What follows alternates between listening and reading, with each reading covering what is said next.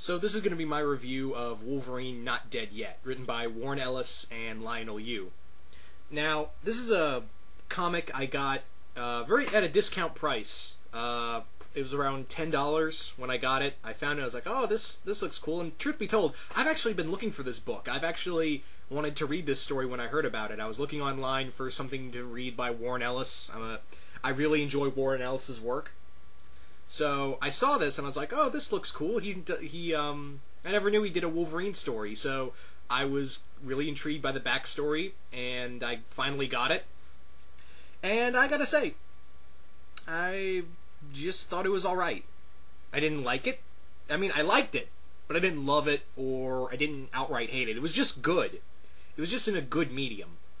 Now, let me explain. Like I said, I am a huge fan of Warren Ellis, and this story intrigued me. The story in general is basically about Wolverine and this guy he knew, this assassin he knew called the White Ghost, who was this Scottish drunk assassin who Wolverine knew as the best assassin in the world. And what made the White Ghost so unique is because he comes in a rare commodity of Wolverine rogues.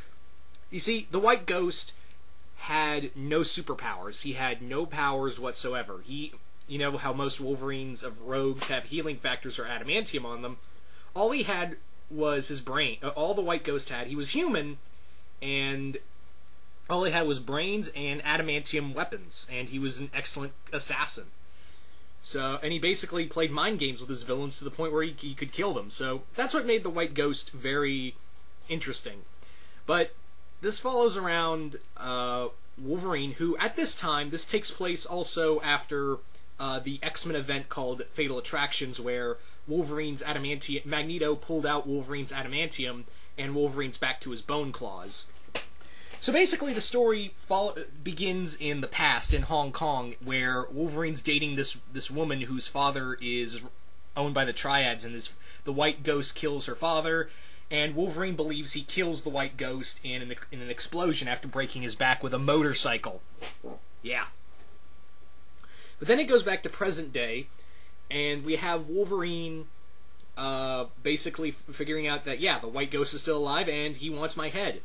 So it's basically that. It is a 4-part story, and that's the thing where I think it kind of feels rushed, because it does. I'll say that again. It does feel rushed. It feels like a very rushed story because it's only 4 parts. I feel like if this should have been at least at least one more part, or 6 parts at the most. I feel like this felt way too short. It was a 4-part story when I feel like it could have been longer. I think I've repeated myself twice now. But anyway, in here, it basically follows Wolverine trying to figure out how the White Ghost survived and how he could kill him. Basically, the White Ghost knows all his strengths and weaknesses. However, he doesn't know that Wolverine's back to using his bone claws. And what's in here also is that Wolverine's healing factor is not like as it is now, where it's like instantaneous healing factor.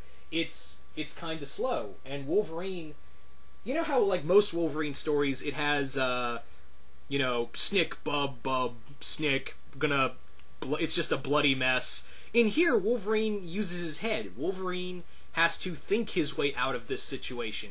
It's not like, now granted, there are a lot of good Wolverine stories with Wolverine using his head and a lot of bloody stuff, but this is more of Wolverine having to think out the situation rather than, you know, go all out. But the artwork by Lionel Yu's good. Lionel Yu's half and half. He's not one of my favorite artists, but I don't hate. It's not like I hate the guy. I hate his artwork. I don't mind Lionel Yu. In here, it's not bad. This does feel, and it is a '90s comic, I know, or early 2000s. I think late '90s, early 2000s comic.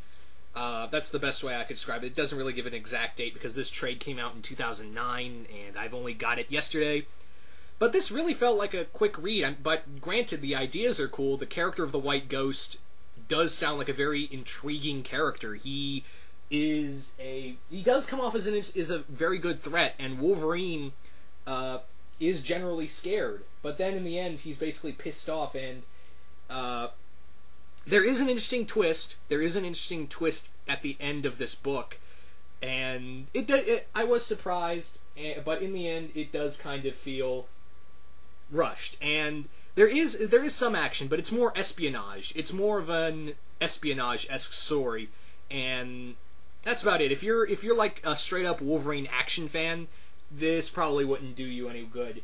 But if you really like the character of Wolverine, or you're a fan of Warren Ellis like I am, I'd say check it out. I'm not really gonna I'm gonna recommend it as a buy on the grounds of if you want something different from, if you're like a diehard Warren Ellis fan.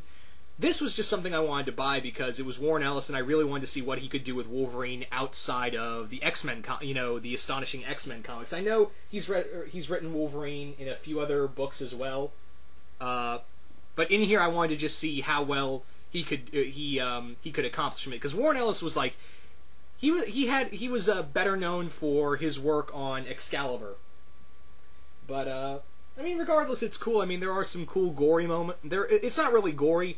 There are some bloody moments, and they do have the one thing that got me was and they never explain it, and they actually Wolverine actually acknowledges that he never understood where the White Ghost got all of the adamantium weapons. Now, I've been told that it's kind of explained in later stories that where McLeish got McLeish is the White Ghost's real name, where he got the adamantium weapons, but it's not really explained here.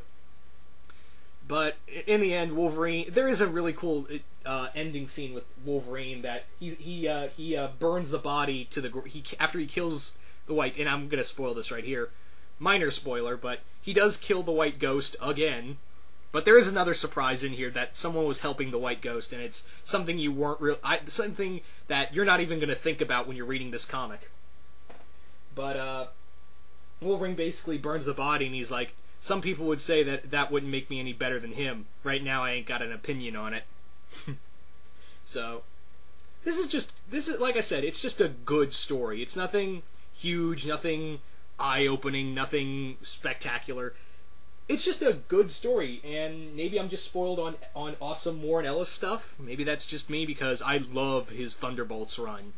And, you know, I'm a big fan of Authority and Storm, well, his Stormwatch stuff from Image and Wildstorm.